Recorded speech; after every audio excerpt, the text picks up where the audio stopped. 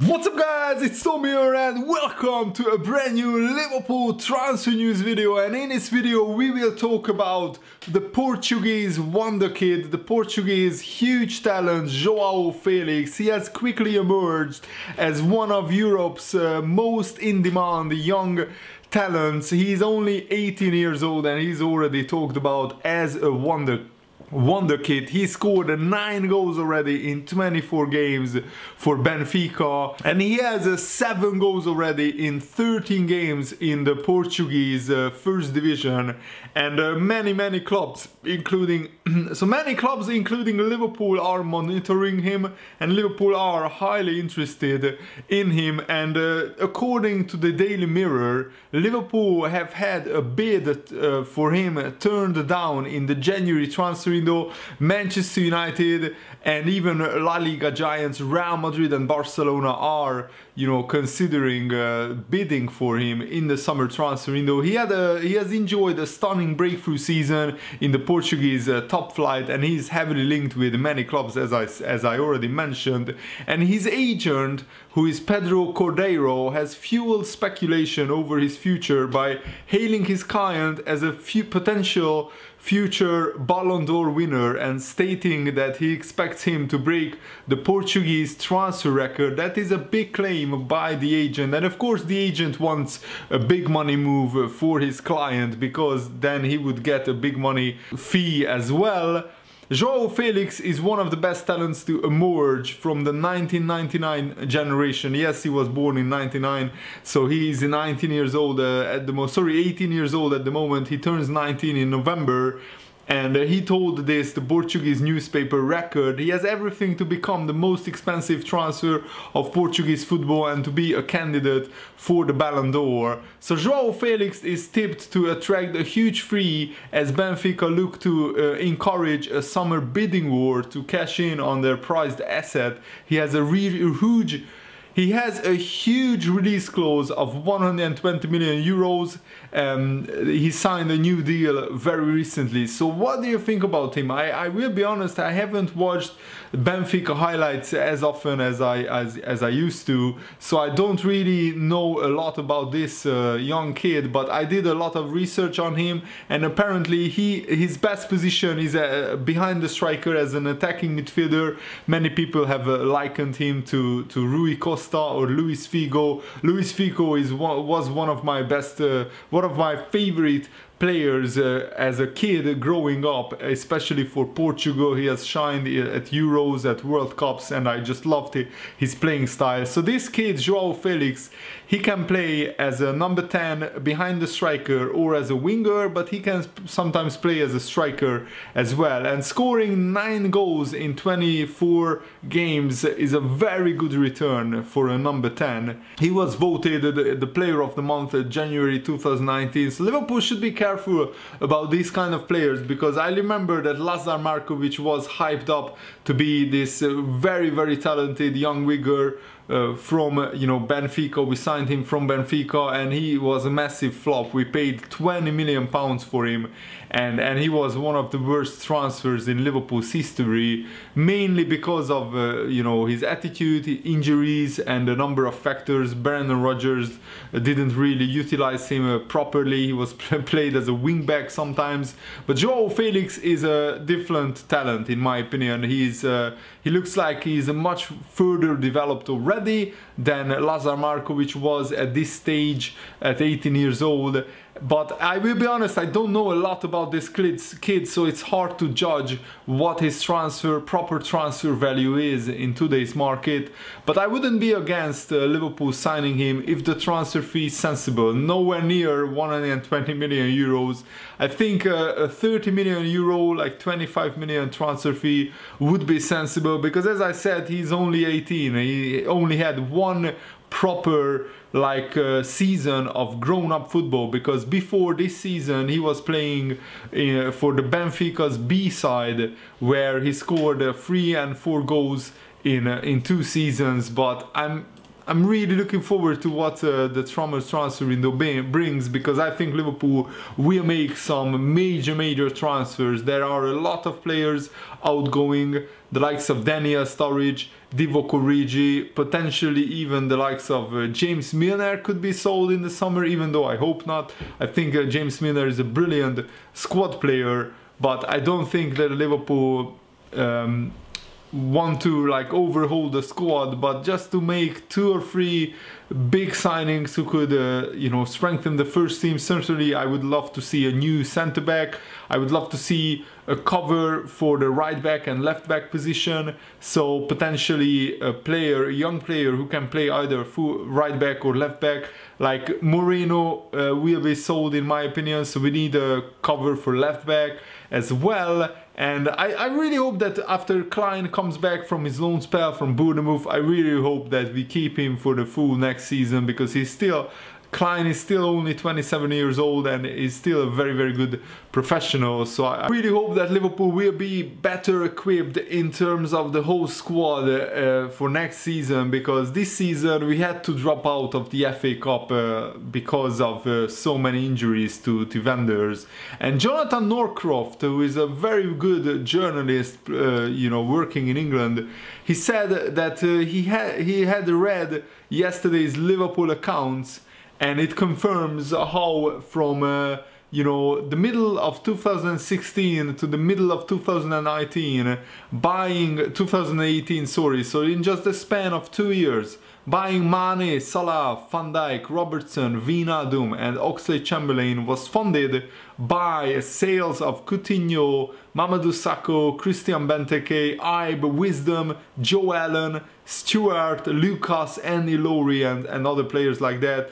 And he's asking a hypothetical funny question: how's the Michael Edwards statue coming along? Because Michael Edwards is the person who is responsible for the transfer dealings at Liverpool. He is negotiating the transfers on Liverpool's behalf, and I fully agree, he should get a statue. He should be honored in some way or another, because he is doing absolutely incredible business. Just to mention another you know, example, we saw the Dominic Solanke, who scored 1 goal for Liverpool for £19 million. Liverpool used to be a club where we bought players on inflated transfer fees and we sold them for peanuts. But since Michael Edwards came into the club, that certainly changed. And I mean, we almost sold Benteke for the same amount as we bought him.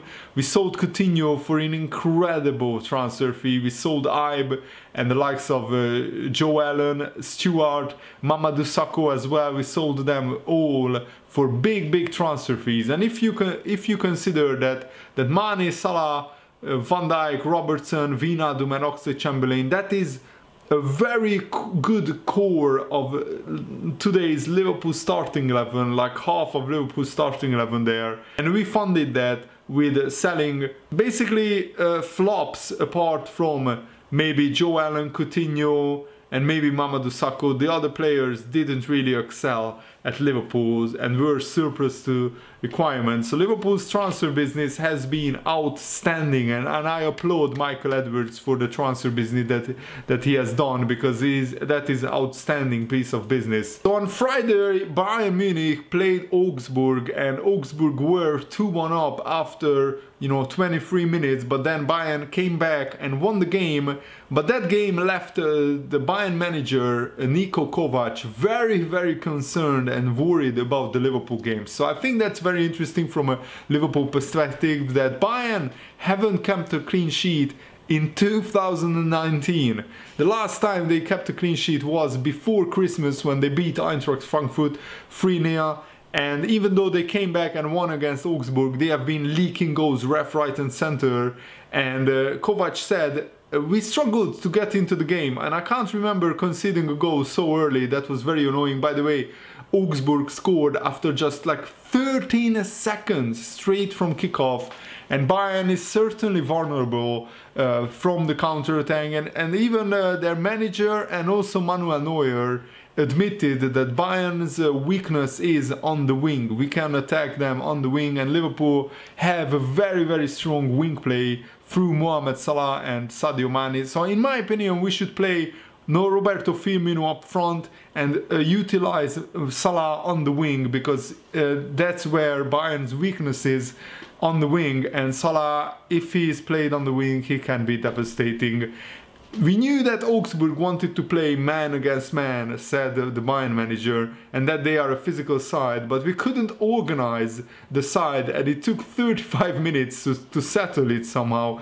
Every shot is a goal at the moment. When we have the ball, we don't play like I expect the team to play, and it's a very good example because Bayern's starting 11 against Augsburg is rumored to be the same starting 11 that will start at Liverpool, because Thomas Müller is suspended for that game, and also, even though Kingsley Coman got injured against Augsburg, an MRI scan revealed no extensive damage to Coman, so he will start against Liverpool. He's fit to play, and Bayern said, the Bayern manager said their second goal is a good example. The second goal, with all that room in the back, is something that can't happen. Liverpool would punish us for that sort of mistake. Defensively, we need to be better, working backwards, and that is something that will be going into my analysis. This is a good time to play Bayern Munich. They are pretty vulnerable defensively, and Liverpool just came through a pretty rough patch themselves, with just drawing 2 games where Liverpool haven't been at their best. But against Bournemouth, in my opinion, we had been at our best, and Jurgen Klopp said that the Marbella training camp, the warm weather training camp, was perfect for Liverpool, and we are ready for Bayern Munich. And Liverpool's assistant manager Pep Linders said, everything starts and finishes with the passion and ambition of the team. Everything about this team is glued by togetherness and by character. We know if we give everything every day, then we can beat probably every single team, or at least we can create a lot of problems for them.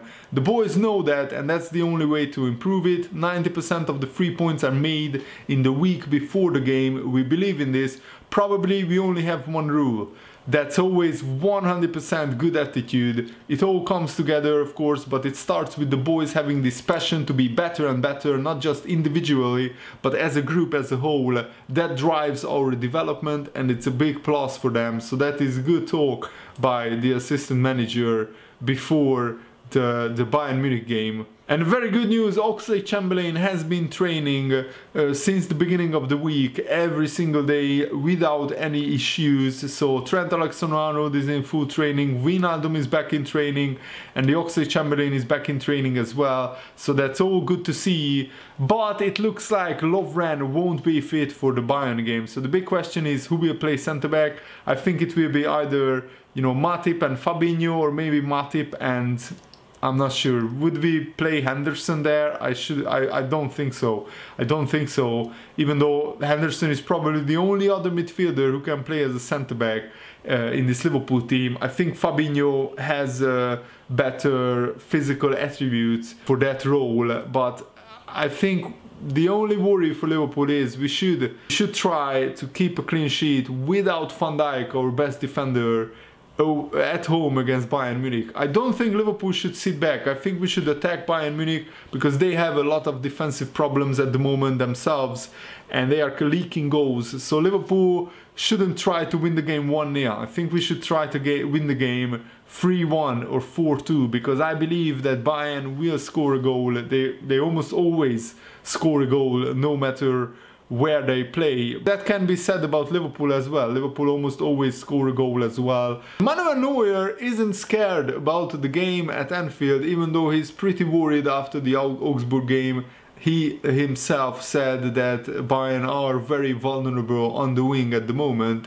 But Manuel Neuer told ESPN, "We have heard a lot about the atmosphere in the stadium. Everyone who watches football knows it's special, and I think they will be 2 great games. For us, the Champions League is very important. It is a knockout tie, 2 finals. We are happy to play in their stadium. It's the first game for me at Anfield. I'm looking forward to playing there. Hopefully it will be a great night for us, but it depends on the result, of course. So I'm really looking forward to it." as well. And let me know, guys, what do you think about today's transfer news and other news about Liverpool. What are your feelings about the Bayern game? Let me know in the comments below, and I hope you enjoyed this video. Thanks for watching, have a nice day, see you later, goodbye.